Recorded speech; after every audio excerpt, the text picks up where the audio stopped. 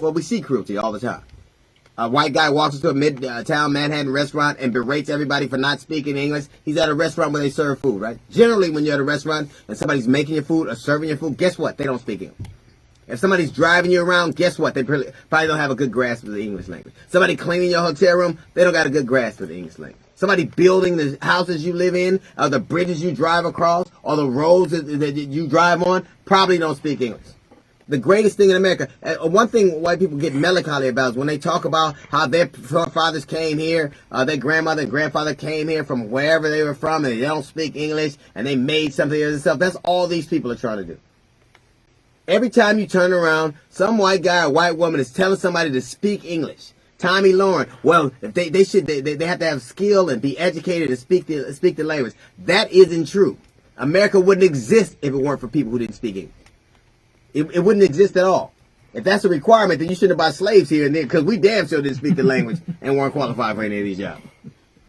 America's always needed someone to exploit.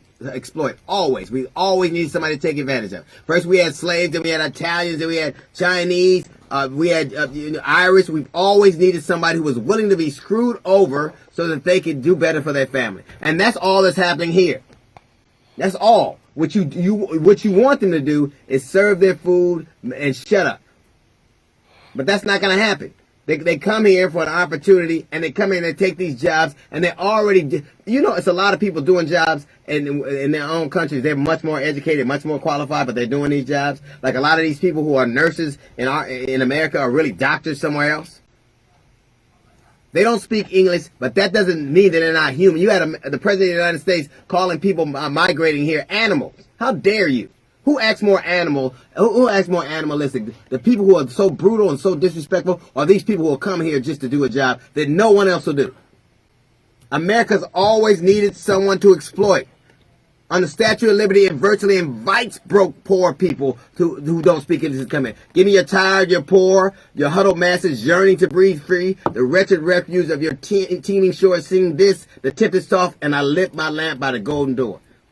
Should now Emma Lazarus' inscription say P.S. except for Mexicans? Is that what we're doing now? Nobody wants to do the job they do. There's an interesting thing. There was a movie a long time ago called A Day Without a Mexican. You know what would happen if we didn't have immigrants? In less than a month, this country would fall. So the one language that they do speak is humanity. How about that?